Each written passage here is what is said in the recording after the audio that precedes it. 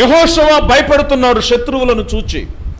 వారు మనకంటే బలాఢ్యులు, మనలను చంపేస్తారు, ఓడగొడతారని యెహోషువ భయపడుతుంటే ప్రార్థన చేస్తున్నాడు యెహోషువ. అప్పుడు అంటాడు, లే, నీ ముఖము నేల, నువ్వు నేలకు మోపి ఉన్నావు, లే, నీ దేవుడిని యెహోవా నీ ముందర నడుచుచున్నాడు, నీకు మార్గములను సరళము చేస్తున్నాడు ఆయన. వెళ్ళు, నీ శత్రువుల మీద నీకేమిస్తానంటే నేను విజయమునిస్తా.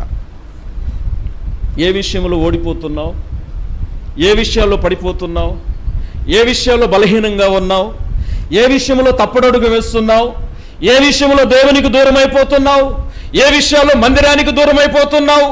ఏ విషయంలో ఆధ్యాత్మికంగా కృంగిపోతున్నావు? దిగుల పడవద్దు, జడియవద్దు. నీ దేవుడైన యెహోవా నిన్ను బలపరుచును. మన దేవుడైన యెహోవా మనల్ని ఏం చేస్తాడు? జడియకము, బిడియకము.